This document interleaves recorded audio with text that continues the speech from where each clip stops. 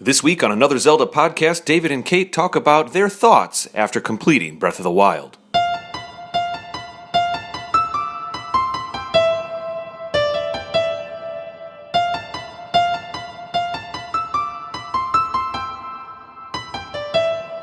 Hello, everyone, and welcome to another Zelda podcast. I am David Geisler, your co-host for this episode and the series in general, now that I think about it. And I'm here with my co-host, Kate Fisher. Kate, how are you? I'm good. How are you? I'm well, yeah. Long time no see. We haven't seen each other for a couple weeks here. Have you been getting through the winter all right? I've been adulting, going to work, and all that fun stuff, and then playing video games when I can. Play video games when I can. When I have some time. It's kind of interesting. We're going to do an episode today where we're going to be discussing. Let me put it this way. You recently, when you have been playing video games, you messaged me the other day. Maybe it was on Slack or something, and you were like, by the way, I finally finished Breath of the Wild. Finished in quotation marks. Like you got to Ganon. I did. You did the 4 beasts, and you've the storyline is now complete. But the game is not by any means of the word complete. Yeah, that is kind of the fun part, though. I remember for me, months and months after Calamity, I was still diving into that game. I still go back into the game. Oh, yeah. And we're going to talk about that today because I kind of want to know, I want to pick your brain about your thoughts and opinions about Breath of the Wild. For some people, just to fill in the story, if they're new to our show, you just kind of recently got a Switch. So you were kind of just a little late to the party with the Zelda stuff. So it's not like it took you like a year to beat it. I think it probably took you a couple months, which is normal. Do you know I took my time. You took your time. Do you know how many hours you are into that game right now? Oh, geez. I should look at my statistics. I'm not exactly sure. I know it's the one I've been playing the most out of all my Switch games, but I don't recall. I was playing it on the Wii U, Breath of the Wild, and I started playing it this past summer, so about 6 months ago. I also kind of purchased it late. I kind of purchased it a few months after, the whole Switch stuff came out. And I think I had like a solid 100 hours in before I even went to Calamity, just because I had so much fun running around and doing other stuff. Yeah, I want to say it's somewhere around 50 or 60, but I can't be confident in that. But I'm the type of person that kind of goes along with the story, like just I want to go right to it. So you like the linearity. I think we were talking about how you like the linearity like in Twilight Princess and stuff. You like it when it keeps moving. In fact, if I recall, when you first started playing Breath of the Wild, and you and I, it was before we were starting to do this show, but we were talking about Zelda stuff. I think I remember in the very beginning, maybe in your first 10 hours, you were like almost expressing a little bit of anxiety because you're like, I don't know where to go. Yeah, that makes me uncomfortable. I've since gotten used to it, and I actually like, and especially now that I have, beaten Ganon, I like the exploring so much more. Yeah. Because I don't have that pressure of like, I have to do this thing. I have to get these things and go to the guy and save everyone. But now I'm just now I could just run around and do whatever I Now you can just live in the world and do other stuff. So I like being able to do that. I know some people, and I kind of agree, wish that after you beat him, there was kind of like, everything's great now and you can explore. But I also totally understand how much work that would be for like the designers. So every Zelda game, I think every single Zelda game never has end game content. Right. Every single one, Ocarina, Twilight for sure. I think all the handhelds, your save file does not save post Ganon battle. Well, it just gives you a game over. I'm trying to remember. I feel like there's maybe a way, I don't know which one, where you can play it again and maybe something slightly different. Well, you might be talking about some of those like master quests that even happen in the very first Legend of Zelda. Yeah. It knows that you've beaten and you can go back into a save file in certain versions of Legend of Zelda games, but the story doesn't. If you defeat Ganon in most, if not all Zelda games, if you want to go back into that game file, you go back into the save just before. Right. It's not like the characters are going to be like, thank you for saving us. Now what do you want to do? I was admittedly disappointed. I kind of thought like, yeah, man, Calamity's gone. And there is.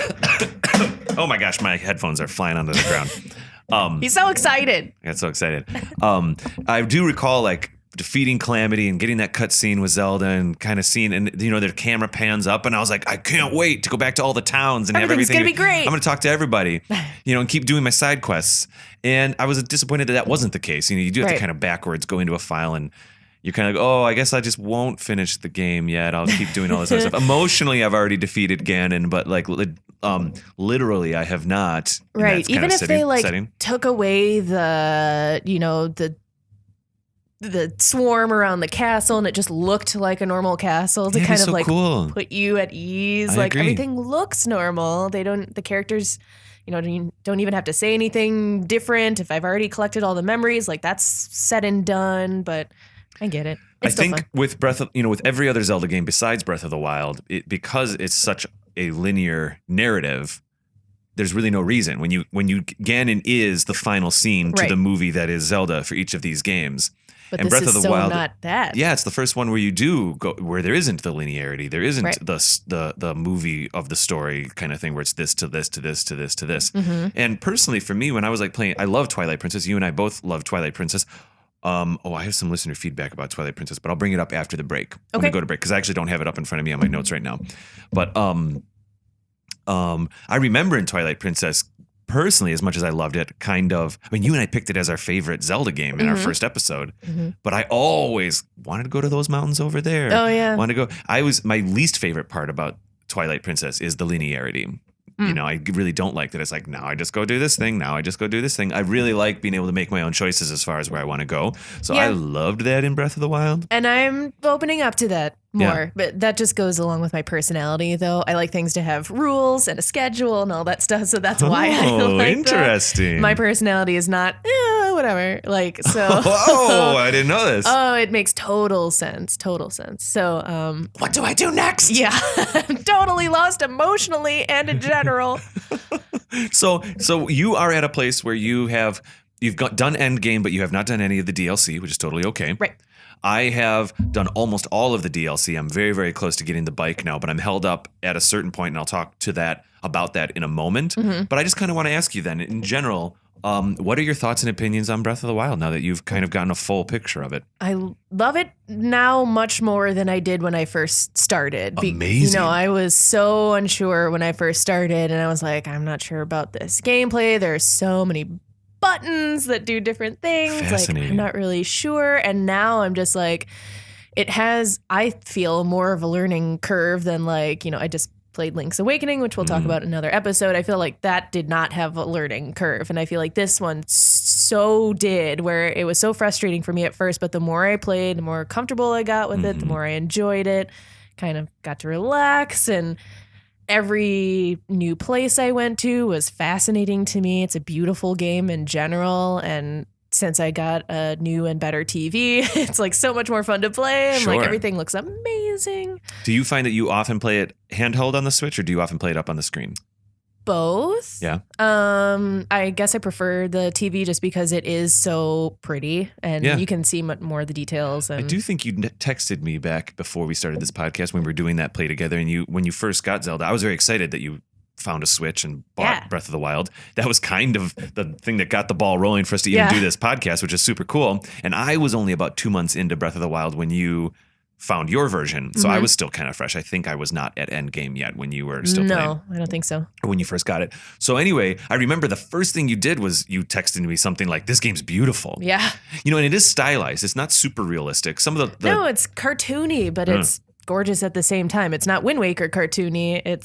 And it's not even Skyward Sword cartoony. It's somewhere in the middle. I do like that they go cell shading with the characters, but they do allow the environment to be rendered a lot more realistically. Like the gloss, all the effects, the gloss water, and the water and everything looks really real. But then the grass is cartoony again with these massive blades, Yeah, the horses look a little goofy, I think. Yeah, well, the horses are in that Cartoonish. shell shaded spectrum like with the other characters and stuff. But I thought that was fine. Oh, they definitely chose a more cartoonish aesthetic to the villains, just how they're rendered, the actual, like how they're drawn, you could say. The distortion of the body parts are less realistic than, for example, something in Twilight Princess. Whereas like in Wind Waker, the bokoblins are flat out, they don't even look like they could exist in real life. They look like a cartoon. Right. In Twilight, they look pretty real. Right. And like their mass scary. and their proportions look correct. Yeah, they got scary faces. Yep. This is definitely in the middle. And in terms of the story, I felt like there was kind of almost shockingly little story. Like after the 4 beasts, and then it's like, okay, beat Ganon now. I was like, really? Like, really? Because I'm so used to like trading sequences and temples and dungeons where there's 7 of them or 7 and then 7 more or 3 more or something like that. So I was just like, that's it. Which it's not really it, because obviously there's so many other things you can do. I only have 60 shrines right now, which I believe is exactly half. I think it is, 120. So obviously without the DLC, it's 120, yeah. Yeah. So there's so much more for me to do, but story-wise, I guess I don't know if I wish there was more, because there were plenty of like cutscenes, but it almost felt like I was watching the story more than playing the story. So it is one of those things where in this version, there are many changes to Breath of the Wild in the typical Zelda model, of course. And in this version, the stories, okay. Yes, you're right. Some of the older Zelda games, like Twilight Princess and even Wind Waker and Skyward Sword and stuff like that, they were getting better at working in the story into the events. I've said this before on the show, but I think about like the protect the carriage thing in Twilight Princess. That's part of the story. There's like some dialogue, so to speak, happening while this stuff is going on. All these little events kind of line up. Oh, Link, you got to run to that place because whatever. And then maybe there's some dialogue happening on the way. This is definitely more like play and see a cutscene, play and see a cutscene. Right. Which usually I don't care for in a video game. I like it when it's integrated more, you know? Yeah, I'm kind of... So I was so excited to have voice acting and to see like really nice cutscenes though that for was Zelda. Really cool. That I didn't mind. And I actually think that Nintendo handled it correctly. If the model is going to be play the game, watch a cutscene, play a game, watch a cutscene, in a lesser game, you'd run down your army hallway fighting your space mutants or whatever, and then it would click into a cutscene and you'd watch 2 characters get mad at each other and say, come on, man, we got to do this. And then like you go to the next level, right? I don't care for that very much. It's kind of boring. Here, mechanically, it might be the same, but it's justified in this, you're collecting memories. Sure. And so that mechanic, it's not even a game mechanic, but that idea allows it to be broken up. Like, of course, I'm going to go enter this memory now, and that's why this cutscene is happening right now. It's not like I triggered a point because I ran up to a certain spot or something in a level. And it's cool that you can find them in any order. That was neat. It was fun. It was fun. Let me ask you this. You don't have to memorize every single order you saw it in, but in general, what were some of the earlier things you learned about and the later things? Oh, geez. One of the latest ones was where she was like trying to get him to eat a frog. Oh, yeah. I was like, I kind of wish that that might have been the last one. I'm like, I kind of wish I found that one earlier. A little anticlimactic, but I'm trying to remember what like the first ones I remember some of my early ones. I found them in the wrong order. Well, is there a wrong order? Right, yeah. But they were, I think the ones I found early on were much more meaty in like the story and the character development. Fascinating. And so I was like, oh, okay. And then, like I said, the last one was like, eat this frog. That's interesting. So for me, I had kind of a reverse. I had a lot of these quiet little cutscenes in the beginning. It was just little drops of texture. And then I had a couple big ones. And then I finished with like the ceremony, which is actually like chronologically one of the first things that happens. Oh, yeah. About 3/4 of the way through, that's when I started getting a little bit of conflict with the king and stuff like that. Yeah. So for me, it was very satisfying. Like right away. You got that one right away? Yeah. Interesting. I do miss the dungeons a little. Yeah, the beasts were fun-ish. I hated their bosses. They were, the first one that I did was the water blight. It was the hardest one. It took me forever. I was sending you messages like, I'm so frustrated right now. Agree. I don't think the bosses are broken. I think they're well-made boss battles, but some are better than others. I hate them as well, honestly. Yeah.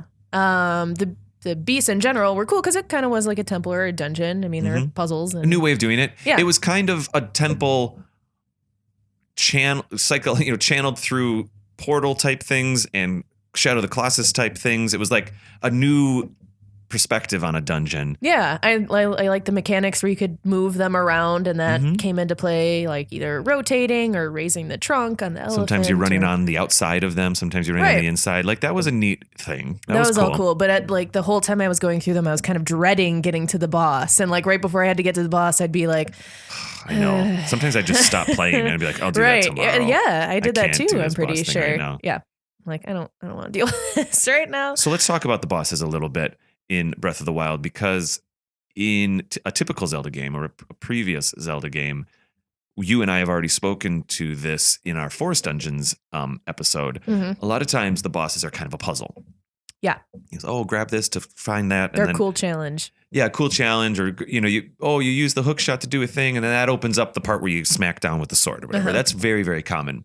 Now, I actually kind of like that it's usually like, you just got to figure out the puzzle. Mm-hmm. Though, admittedly, it was starting to get a little old for me. Yeah, it would get repetitive. In all the Zelda knock games. It down from the sky, bash it with the sword, knock it down from the sky, bash it with the sword. That was like we're not talking about Breath of the Wild right now. We're talking about previous bosses. Right. So I like that they tried to do something new. I just don't know that all of them were super successful. Well, by doing something new, they kind of actually did something old in that these bosses are the most video gamey bosses that you've ever had in a Zelda game. Like the trope, the normal trope of like a bullet sponge boss, or like this boss is just running artificial intelligence and you can land as many arrows in it as possible at any point in time. There really aren't weak spots. I mean, there's kind of weak spots once in a while. Right. It's not you can just unload. Eye. Now, also though, like when I was replaying Twilight Princess and I would just shoot an arrow into a normal bokoblin, I would find myself, you'd shoot an arrow and then you'd shoot another arrow and it wouldn't do anything. You have to wait for the animation cycle of the character to get back up. Then you can shoot again. Oh, yeah. Certainly you remember this from when you were playing Twilight Princess. And in Breath, you can just keep laying into these characters, which is a little bit more realistic. Mm-hmm. It is true. And obviously where you hit them will have a huge effect too. If you hit them in the head or somewhere else. Mm-hmm. That's true. Yeah, they do all the appropriate reactions and stuff. But the bosses, I got to a point where sometimes I was like, when I first started playing, I had Water Blight as well first. Mm-hmm. And I was really trying to figure out the puzzle. I was like, okay, I'm going to do a thing and then that's going to make him fall. And then I'll go for that eye in the middle and whatever. You know what I mean? Mm-hmm. And I realized after a while, I was like, no, I could just like plummet a bunch of arrows into his face. Right. And that was a little less exciting. And maybe it is more skill based than puzzle based. And that's fine. Dare I say, I was a little bored with the bosses though. Yeah. It was kind of, because it just feels like you kind of like already know what I'm doing now. And now it's just like... It's like boring and frustrating at the same time. Which a little bit. Is the worst. For me at least. Because like I said in a previous episode, I'm not necessarily good at video games. I just like to play them. So I was like, it shouldn't be a challenge because of like how I have to beat this thing. But it's so hard because... So the perfect Zelda boss is when there's a bit of a puzzle mechanic and you have to kind of figure out the puzzle. Mm-hmm. And then there's a skill-based way to execute that mechanic. Yeah. Yeah. And then maybe there's a little bit of hack and slash at the end for the fun of it. Sure. These bosses just kind of had phases. They would just kind of randomly cycle through their AI pre-scripted, now it's going to do this attack phase. Now it's going to do that attack phase. Mm-hmm. And I felt like I was like playing God of War or something, or like I was playing so many other like generic video games again, Yeah. Even... and I think the Water Blight one, like I said, was the hardest one. They weren't all necessarily that difficult. I guess for frustrating, I mean, just, I don't know. It wasn't necessarily hard to do. You just had to do it in the right way. And you had to avoid certain things. And even like the final Ganon was not, and I read this on multiple, websites too. People were just like, that's it. Like, he wasn't even that hard. And it only took me a couple tries. I've gone back and I fought Ganon 3 times now, and every single time I've battled him, it has been drastically different. Really? One time he owned me. The first time I played, I powered up on Mighty Bananas, and I found like a leg. It was almost a glitch. I found a leg in the back that I could wail on and really take a lot of. And he never even got to the laser shooting for me. I barely got him up on the wall first time I played. And then I remember like the third time I played Ganon, my little nieces wanted to see him, and I was like, all right, let's do it. And oh my gosh, I just was not in the right sync, and he was wailing on me with his little ancient lasers, and I wasn't, it felt like it feels like a Resident Evil boss. And a lot of times with Resident Evil bosses, it's just about watching their animation cycles and like, now he's going into this phase, so now I just get to do this thing for this phase. Right.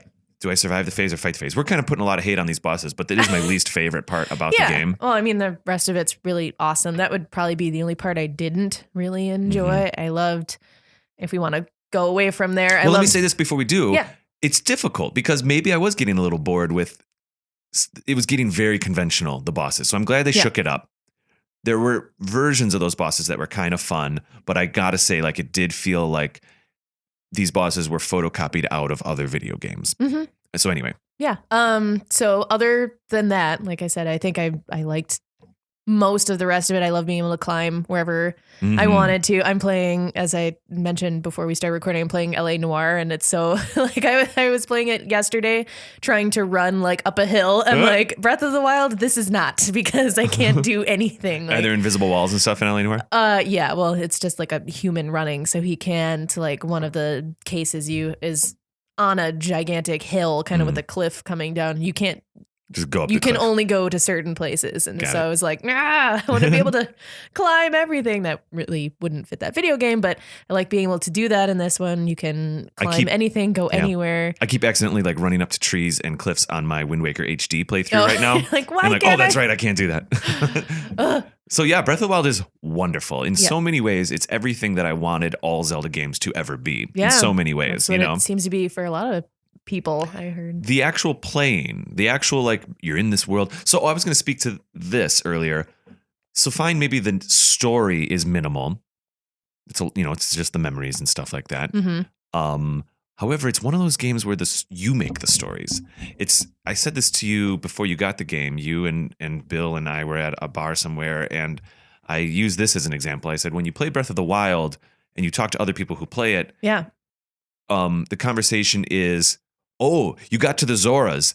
How did you handle this part? Yeah. Whereas with previous Zelda games, it was, oh, you got to the Zoras. Wasn't that cool? Yeah. Because everyone's experience was exactly the same in previous Zelda games. And then the conversation stops. This is one of those where it's like, oh my God, that's what you did there. That's what you did there. And the sandboxingness to that is exactly what my imagination always wanted every Zelda game to ever be. Yeah. So that is wholly satisfying. That is wonderful. You might be like, I was watching Bill, my fiance, play, and he was dropping boxes on enemies instead of like shooting them with stuff. And I was like, oh, I never even thought of that. Oh, really? I would have never even thought of that. I often magnesis the things, and then I swing them back and forth, and they're really strong on enemies. Yeah, that's what he would do. And I didn't even think of that. So cool. That's cool. Right, exactly. That's wonderful. And like one of those big, I forget what the name of it. It's like the big ogre type enemy that's like Cyclops? Gigantic. Yeah. Okay.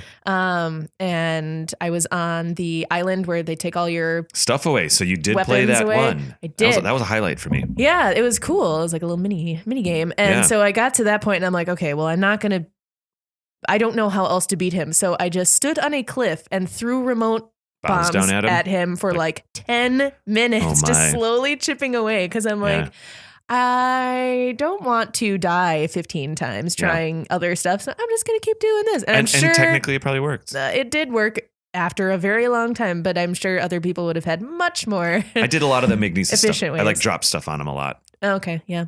I don't remember there being anything. Well, at least from where I was. You went up on that little hill? Yep. Cause he was throwing things at me, but they didn't quite reach. So then I just, bombed him. Sure, so be it. So yeah, in general, like the game's wonderful. I would love to see a sequel somehow return to the classic. So I found myself missing the classic dungeon structure just a bit. Me too. Even though one of my critiques of Twilight Princess in our first episode was I got a little bored with like, I finished this dungeon. What's next? I'm just going to the next dungeon. You're like, whenever in a game where you can kind of, what the next 4 hours of that gameplay are going to be, that's unfortunate in my opinion. That's when a game starts to maybe become boring. It's like, well, I already know all right, just go do this thing I already know. Even though I haven't played this part of this game, I know what's coming next. Right. It's like, well, I did the forest. Okay, now the fire one is next and the water one or vice versa. And with Breath of the Wild, it's like, I don't know what's over this hill. Yeah. I can't wait to go on that hill over there, go into that area, or just hang out on that beach. And I don't know what's coming up. And that's really cool.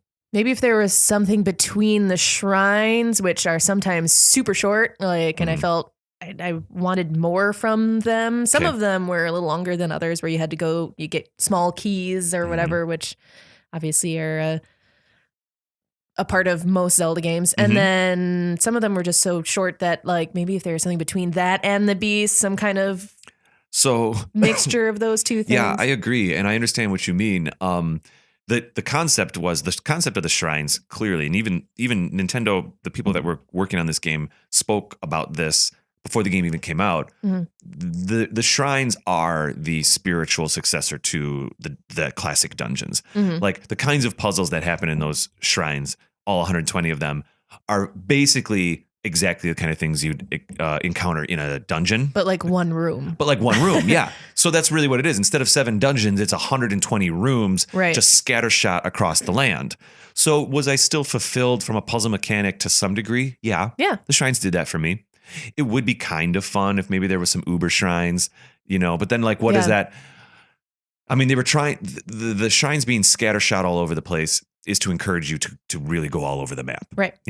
And that's fine. I get that. Some of the ways to get to the shrines were kind of like between, somewhere in between, like the place where it's completely dark. I don't know. Yeah, that was cool. I forget the names of everything. But yeah, so you get into this completely dark area and you have to light the torches and follow them. And it's like what night really would look like. Yeah. Because obviously they're very generous with light during nighttime in Zelda or in Breath of the Wild. Yeah. Or the island where they take all the stuff away from you, so some of them were like that. And I'm sure there are more that because I've only gotten to 60 of them, I'm probably, speaking out of turn where there are more like that. And I just haven't gotten to them yet. I ultimately enjoyed all. I think there was not a single shrine that I did not enjoy, to be honest. Like they were all really cool experiences. They never felt particularly unfair. Mm-hmm. It was cool. And then, I will talk about some of the DLC after the break. I think we're going to go to break in a minute here. Because I've had unique experiences with those shrines, and those shrines are wonderful. Mm-hmm. Now, I did say in our first episode, whatever it was, a month and a half ago or whatever, that it was, I think we did that just before the DLC 2 pack came out. Mm-hmm. And I had heard through the news that there was maybe going to be a classic dungeon, that there was going to be that one of the beasts was going to break down and stuff like that. You might remember me talking about that, that I was kind of excited about it. I was totally wrong. That is not what was going on in the DLC 2 pack. However, what did happen in the DLC 2 pack, there were some cool things.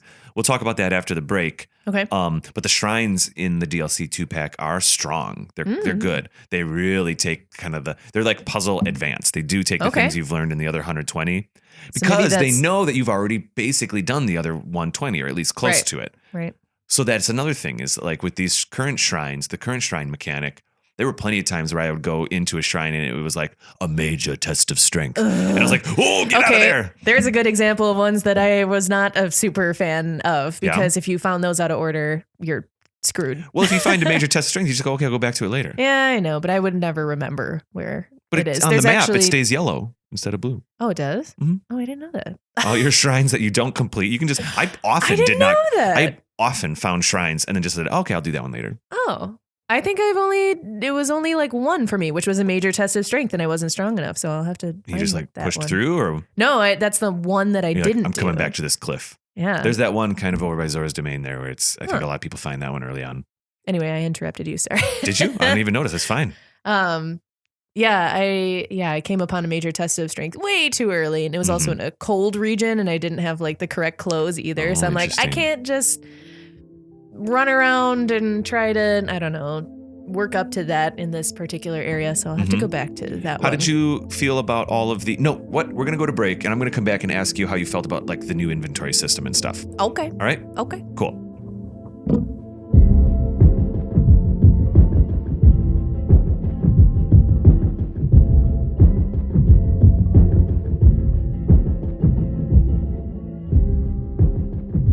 Hey everybody, welcome back to another Zelda podcast. I'm David Geiser here with Kate Fisher, my co-host. Oh, hi Kate, how are you? Oh yeah, when did you get here? Hi. I've been here the whole time. Wait, who have I been talking to? It's hysterical. Just some great classic podcast humor there for our audience. Kate, I wanted to ask you about the inventory system in Breath of the Wild, but real quick, I actually wanted to speak to some listener feedback that I wanted to bring up at the top of our show, but I didn't have the file up at the appropriate time. So I brought it up over the break here, like I mentioned. Okay. And I have a quick little story to talk about. We have no affiliation with this other podcast called Tandem Legends, but it is another Zelda podcast. That's funny. That I've been listening to, that I've been enjoying. And I said in a previous episode, basically they're almost the opposite of what our podcast is in a good way. It's a guy and a gal, and they are playing chronologically through all the Zelda games and really taking deep dives into like every shrine at a time or every dungeon at a time. And it's really fun. Well, they just finished Skyward Sword, and so they started up Minish Cap. And I kind of thought like, well, these handheld games play a little quicker than the console ones. I was kind of wanting to get back into Minish Cap anyway. And I was like, I'm going to play along with them. I don't even think they know this, but if they listen to this episode, that's super cool. Guys, I love your show. And I'm playing along Minish Cap. I'm playing along with you. And so anyway, so I put Minish Cap into my Game Boy Advance SP. I didn't even put it into the Game Boy player. And I'm playing on my SP, and I get to the first dungeon. I have played Minish Cap before, but it was a long time ago. Mm-hmm. It was before Phantom Hourglass came out. I played it on my DS. Doesn't matter. So I get to the first temple, first dungeon, and and I'm playing it, and I'm like, oh yeah, this is a good dungeon. This is a cool dungeon. And I realized I was like, oh, this is definitely a forest dungeon. Oh. And we didn't talk about it in our forest dungeon episode. It kind of slipped past me. Uh-huh. And I haven't played that one. So. You haven't played it? No. I think you haven't played any of the handhelds. Link's Awakening is your first, which we'll talk about like 4 weeks from now. Yeah. So anyway, I was like, oh man, I really should just put a little addendum out there that like, oh, this is a great forest dungeon as well. Gotcha. And I'd want to talk about it. But as I'm thinking that, because I was doing it because of listening to Tandem Legends, as I'm thinking that, my phone, our YouTube, YouTube makes a user app for when you have a user. It's like you have YouTube that you use to watch stuff, but if you have your own channel, there's another app, YouTube Studio, that lets you know about all your comments and stuff. So literally, I am holding Minish Cap in my Game Boy Advance, and my phone goes like in that moment. I'm not making this up. And I look down, and we got a comment from a Chris Owens who said in our Forest Dungeon episode, you probably saw this on YouTube. It was about 2 weeks ago. Yeah, I guess that lines up about right. He said, just a simple comment on our YouTube page. Deepwood Shrine from Minish Cap was a great forest-themed temple, but it had the reverse vacuum mechanic as well. And then he does say, really enjoying your show, looking forward to more. Chris, that's super awesome. It was like the universe was combining. Fate. It was super weird. He was watching you, probably. He was like, I feel like David's playing Minish Cap right now. Anyway, Chris, that was really cool. Everybody, you can always leave comments on our YouTube page or our Facebook page or whatever. I think like YouTube might be the easiest. We obviously put this show out on iTunes and Google Play and things like that. But if you want to listen to us, we have a video component on our YouTube channel where it is just the audio. But I'll try to put assets up and stuff of things we're talking about. Graphics. I'll put graphics up here and there. It's kind of, my idea is like, I don't think people are going to be pulling this up on their TV and watching it. But if you're playing it in a window next to other stuff you're doing, you might be inclined to look over once in a while. Okay, so Chris, that's super cool. And maybe I'll reach out to him and ask him some questions about some future episodes. But anyway, so that's neat. Yeah, so the Deepwood Shrine from Minish Cap definitely is a forest-themed dungeon. There's a leaf blowing mechanic. Of course. Definitely like a dust element. There's some barrel mechanics. And there's a lot of choo-choos in there. Even the final boss is a massive choo-choo jelly. Okay. Because you shrink. Because in Minish Cap, they'll big. every Zelda game kind of has its gimmick. Sometimes it's time travel. Sometimes it's like seasons or water or whatever. In Minish Cap, it's size. You basically, it's you, honey, I shrunk the kids yourself. That sounds cool. I also could have just said you shrink yourself. I just realized. But so like the big boss in the first temple, the temple's miniaturized, and so it's this massive choo-choo jelly, which is actually just a normal choo-choo jelly. Gotcha. Right? Okay. So it's all very clever. That's really cool. Chris Owens, thanks for the comment and thanks for listening. Glad you're enjoying the show. With that said, that reminds me that it's almost common knowledge now, but if you do a little bit of research online about like things that were taken out of Breath of the Wild or things that were in early concepts of Breath of the Wild, the Minish or the little guys, what are they actually? They call themselves the Minish, the Picori. They go by two different names in that game in the Minish Cap. There was going to be a Picori element in Breath of the Wild. There were renderings and sketches about this idea of maybe having miniaturized people also exist in Breath of the Wild. They ultimately took it out, but boy, that's the kind of thing where like I think about. So I'm personally hoping, and it does seem like the industry might agree with me, or I might be agreeing with the industry more accurately, that hopefully there's a Zelda sequel on the way that'll be similar to Majora's Mask, where it's basically going to use the Breath of the Wild. Well, what I mean is from a mechanics point of view, where it's like probably going to use the same assets, maybe even use the same world, like not rewriting the engine like hopefully there's a 2.0 Breath of the Wild coming out in a couple years. Yeah. They just add new assets in, maybe new stories. I would love it if something like the Picori came into that element, or one of the guys on the IGN podcast said like, oh, they should flood Hyrule, and that could be cool too, which they kind of did in Skyward Sword a little bit. Yeah, right? They did. They flood the woods there when you go back to it once in a while. I actually kind of like that part. Yeah, it was cool. It was kind of beautiful. Yeah, actually, that was neat. So anyway, Breath of the Wild sequels and stuff like that would be neat. I want to ask you about the items, even though I kind of want to keep talking about the possibility. Oh yeah, I want to talk about DLC, but let me ask you, because that is definitely new to Zelda. Yes. Limited inventory. Item screens is not new. Zelda was like almost famous for having like you pause and then you go through 4 or 5 different, pages. 3 to 4 different pages of things. Right. Every Zelda game has that. Link's Awakening, which we'll talk about in a couple episodes, might be the only one that doesn't have that. And the Link's Awakening DX has a little modifier where it does include a second screen, but we'll talk about that another day. Gotcha. Kate, how did you feel about the new items? Because next, in 2 weeks, we're doing our items episode. Mm-hmm. And that's usually these items are like really specialized and very iconic, typical Zelda item. Right. Now we have millions of items. I'm gonna shut up and let you tell me a little bit about what was your take on all that? So I was glad that there was a way to increase your inventory size, because at first I was like, okay, well, this isn't going to work if I can only carry like 3 things at a time. Oh yeah, what is it? Gusto, or what's his name? Oh, I don't know. Husto, but you have to give him the seeds. Hatsu. Anyway, all of those are right. I'm pretty sure. So I did like that there was a way to increase that. It reminded me a lot of Skyrim, which Bill had played, which, sure. You can only store so much stuff before you get too heavy or you can't fit everything. So that was interesting. I did kind of like being able to find new and different weapons based on where you went. I thought it was cool every time I was in the type of shrine where there's going to be something really cool at the end. Like so-and-so's blessing is usually some cool kind of weapon, or the weapon you might get after beating one of the beast bosses. I thought it was really interesting to see the different things they could do. I love the ones that were like electric or frozen or fire related. Yeah. Those always were really cool. Not all of them can like cut down trees when you need to collect wood. So that was interesting. You can't just like hammer at a tree with a sledgehammer or something like that and get wood from that. So that was an interesting aspect. The different kind of bows were cool. So I liked it once I had enough space to actually store a decent amount of stuff. Okay. All right.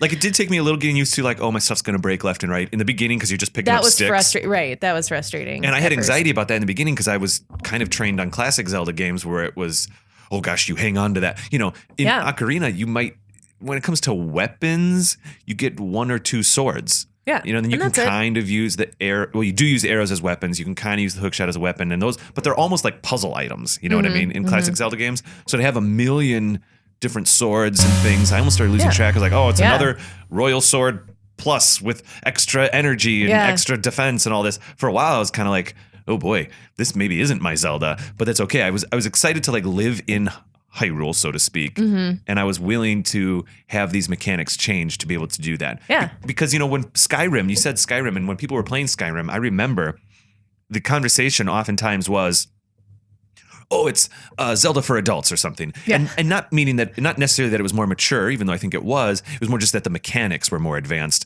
than what you'd get in a Zelda game. Right. By the standards of like a role-playing game, Zelda games are incredibly light.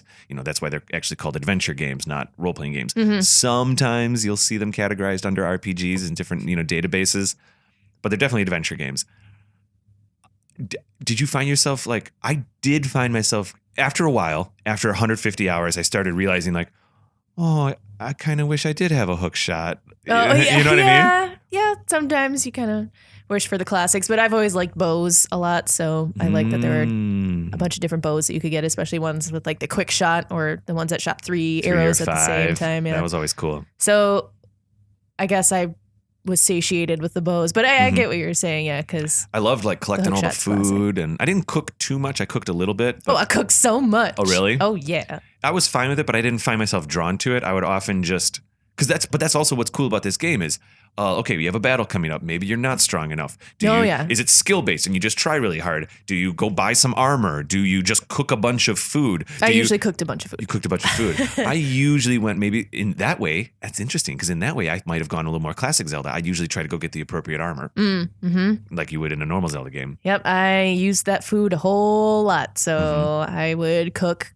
constantly. I cook only one thing these days, and it's Mighty Bananas. Sure.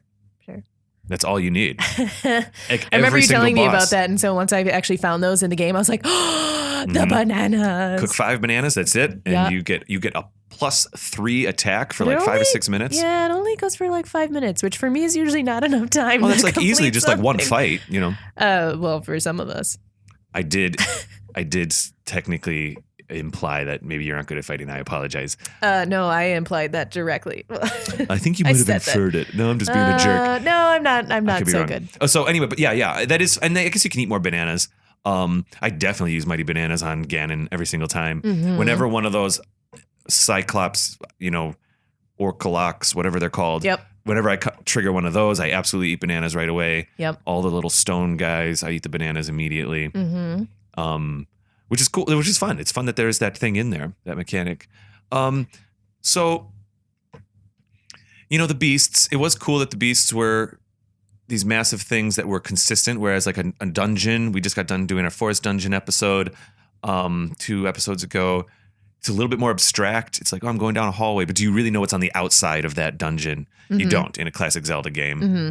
This was, the geography of the beasts was very present. Seeing the exterior change while you're in these beasts was kind of cool. It felt very real. It was so weird to me that I could go outside and I could leave if I wanted to. Yeah. I could jump off this thing and just. Or I can't help but think about the camel walking around in a circle. The whole time you're in that camel, Yeah. the background's moving appropriately. I know, that was or so the bird cool. is like that. I like that a lot, actually. It was a really cool element to it. So with the DLC, I was really hoping that we'd get some post-Ganon stuff. Mm-hmm. I think I even said that in our first episode. I was kind of like, come on. It's DLC. We've gone there or whatever. Expect, and Nintendo did say DLC 1 was not going to be endgame. DLC 2 would be post endgame. Is the second one the one where I think you had mentioned they took away all your stuff similar to that island, or what was different? They took away something. So didn't they, in one of the in DLC 1, was that they that one? added a feature called Trial of the Sword. Okay, that's what I was You go back thinking to of. the Master Sword. You put the Master Sword back in its thing, and you enter one of these kind of gauntlet runs where it's basically, yes, an additional interpretation of when they take things away on the island. Gotcha. So the second one, I guess I don't know too much about them. Second one, I've played it now. I'm one step away from getting the motorcycle, and I probably could have gotten the motorcycle already, which it's not a spoiler. Everybody knows at the end. I saw the trailer. End content for Lisa. DLC 2 is that you get this motorcycle to drive around in, which is cool. In DLC 2, they also do you get this special sword, which is so I don't want to just totally talk through DLC 2, but the way it is different than what I was expecting compared to what I spoke about in episode 1 of this podcast. Mm-hmm. It is not after Ganon. Ganon's still present, but it is after all 4 divine beasts. Okay. So even if you buy DLC 2, much of it doesn't even trigger until all 4 of your beasts are defeated. Okay. Like Zelda. Now, when I downloaded, I had already defeated the 4 beasts or whatever, conquered them, whatever the appropriate term is. And I think it's conquered, like in a really cool way. Right? Uh-huh. Yeah. So Zelda comes and she says, "Oh, go back to the Shrine of Resurrection. There's something waiting for you there." You go there and you get this divine beast, or really the Guardian's sword, and the sword is a 1-hit kill sword, but you also, when you hold it, only can take 1 hit. Oh God. And then they send you off on a couple different quests with that predicament. And it's interesting. It's different than the island where they take away all your stuff. Okay. Because the thing is, It's a twist. it's a twist. Some of the DLC 2, okay, I want to keep moving here. In the DLC 2, after you do that, you're opening up 4 areas, and then that opens up more shrines. Basically, let me jump forward because I don't want to, because this could become the DLC 2 episode here, and we can even save that for another time. Wait till I actually play it. Maybe, yeah. Maybe we'll do a little review episode of that. Yeah. They include a bunch more shrines, maybe 12 new shrines, and they're good shrines in my opinion. Nice. There is not a new dungeon. There is not a storyline about the elephant, the Zora divine beast. I thought the Zora divine beast was going to break down and there's going to be a storyline there. And I thought maybe they would reinterpret the elephant as a classic dungeon. None of that happens. In fact, you never really go back into the divine beasts except at the very end. And the shrines are satisfying. The little things you have to do to open up the new shrines is all things considered pretty satisfying. They're quick little things. They almost work like side quests. Okay. Sometimes it is literally fly through 20 rings and you're like, ugh. And then sometimes it's cooler than that. They have like some beasts. There's a couple beast battles where the beasts are souped up. Those weird like Dagoba things that are in the desert, that those massive beasts that go around. You know, they're pretty fun to fight. Though there's one that's like super strong. So it opens up a shrine. Going back to what you said earlier about the divine beast that had broken down, is that the one? And I don't think this is a spoiler that they refer to at the end of Breath of the Wild, where she's like, let's go check the Zora, blah, check it out. I was like, cool, DLC 2. Yeah, after I saw that, I'm like, oh, are we actually going to do this? I know. I was like, is there more story now? You don't do that in DLC 2. Okay. It's fine. DLC 2 is satisfying, but there's like no additional story because DLC 2 takes place narratively before Ganon Calamity's demise. So that's funny. Maybe there will be something else? So Nintendo has said they're done with Breath of the Wild with these 2 packs. They're not going to be updating anymore. I was going to ask about that. I was going to say, do you think there'll be more DLCs after this? We could only hope that maybe that's like a little bit of a thread to the sequel or something, you know? They're like, leave us alone. We're done. A little bit. So the thing that's frustrating about DLC 2, and I don't want to get too negative right now because we are celebrating this game right now. We're not officially reviewing it. I just wanted to hear what your thoughts were. All the hate. Because we hadn't really had a chance to really talk about Breath of the Wild yet in this podcast. Even though it is kind of the thing we talk about often. I'm at a point where I've opened up all the new shrines, I've completed all the new shrines, and they bring you back to each divine beast. They is the game, that whatever. And you go to the divine beast, and this little memory thing triggers, and they say, you must reconquer your memories. And it's really kind of crappy. They just take all your items away and make you fight the 4 bosses again. Oh, yeah. That's what you mentioned to me. And then that alone was like, well, not buying that. So here's the thing. Not interested. I actually think it's $20 for all 3 DLC things. It's like $20 for all 3. Oh, okay. The first one was a little drop of a couple extra chests, and there was a DLC pack 1, which does add value to end game. Like, I have not completed Trial of the Sword yet. I do go back into this game to do some of the extra things. Like, I actually would say that it's worth the $20 easily.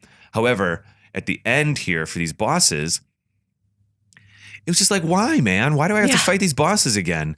I don't love That's like the last thing I want to do. Yeah, Skyward Sword did this a little bit too. I don't love it when you get like a gauntlet repeat of bosses. I think I've yet to beat Skyward Sword because of that. I just did not want to do that. It's like I've already done this. I'm done now. Yeah. And okay, fine. There's something. Sometimes it could be fun of like, let's do it again, but harder.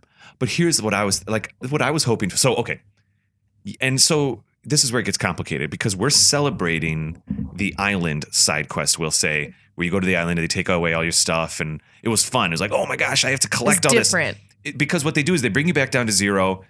And all of a sudden, like every little stick is precious again. Yeah. Every little axe is precious again. Yep. Every little stone that you can pick up or magnesis thing that you can have is precious. And it really made you use puzzle mechanics again in combat, which is why that was so fun. Now, with these beasts in DLC 2,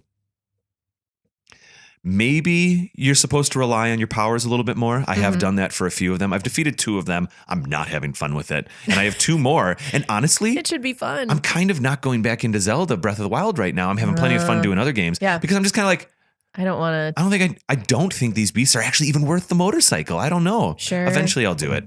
But it's very frustrating because it's like, hi, you get 2 crappy weapons and go. All right, cool. And, higher skill base, that's like the harder Modobas. What are they called? Modoba? Demoba? Modoba? All of those are right. Yeah. That is fun.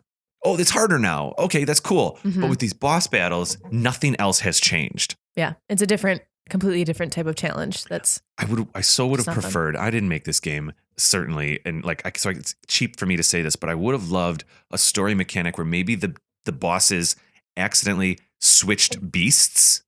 So now you're fighting the electricity guy from the camel in the water, in the elephant.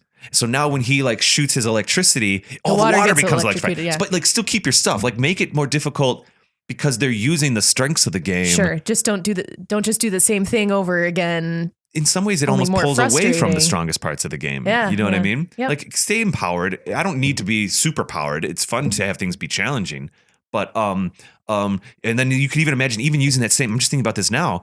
If the camel guy were in the elephant, even that second phase when he starts bringing down those spires and then you have to pick him up to electrocute him. Yeah. Well, now they'd be down in the water. They'd be harder to see. You could only see them when you're using your magnesis. Yeah. And you have to pull them up out of the water. Like, yeah. like all of a sudden that's interesting. I was going to say, or just being in a different location in general. Maybe the boss is not in the beast. He's somewhere else where it's, that would you be cool use too. the environment And in they a could totally use this. different way. Oh, that'd be fun. They show up in a field somewhere where you use the same AI.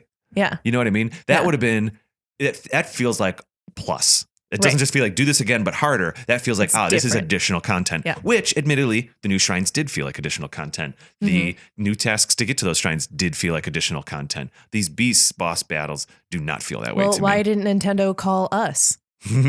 Well, I don't understand. We're obviously the experts. So the thing is, this whole like play the boss again but harder is a trope. It's a bit of a cheat, and it's a trope for some modern video games. And the teams that are making these Zelda games, they're bringing a lot of fresh new ideas, and I think that's wonderful. There's a little bit of the old school still working in Breath of the Wild, and there was a lot of new designers that came in. And I think for the most part, Breath of the Wild benefited because of that. Yeah. But at the same time, it does embrace some modern tropes, which is unfortunate a little bit. If you gave it a letter grade, Breath of the Wild, not the DLCs, but Breath of the Wild in general, what letter grade? So I think that ultimately, out of every single Zelda game that came out, it is still easily my most satisfying and favorite experience. Yeah. So it's my A+ or whatever. A+. Well, maybe it's an A. Maybe it's an A if I was comparing it to possibilities of more. But if it was a sliding scale of just the Zelda games, it's my top. It's my 100%. Gotcha. Now, there's obviously it could be fun to have like actual dungeons show up. Like maybe now that we're used to the shrines, maybe there's a different reason why you have to run all over the place. Because what they were trying to do with Breath of the Wild, what they had to conquer was, how do you take a linear game and make it non-linear? Right.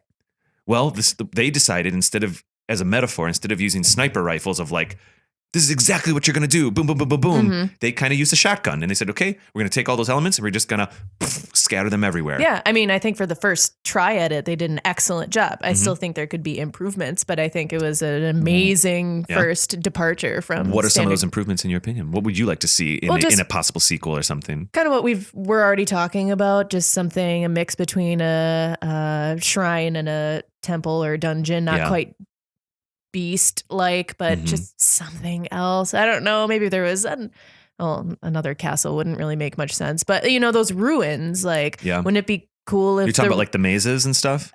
Just the ruins you come upon when you're exploring. There are different just in general ruins areas. Like what if, I don't know, there's a way that you could visit those back in time, or where they actually were the buildings, and then you could explore those things, or something. A little bit of a time, like in Skyward Sword, when you go to that robot area and you have like the time bubble around you and stuff. That's kind of neat. I don't know. So I don't know.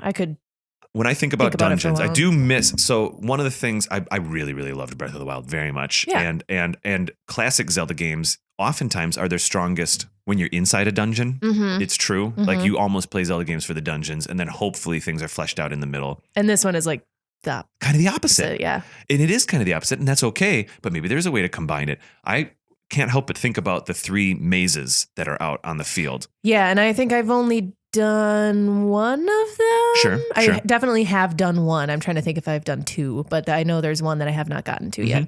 So that's an example of, so sometimes these shrines, there are the shrines where they just reward you at the end because you've done the task to get to them. Right. Which is fine. That kind of allows Nintendo to put some of these situation-based things in the world, and then just the means to the end is, okay, there's a shrine at the end. So if I think about the mazes, those are large focused areas that you go and spend a lot of time in.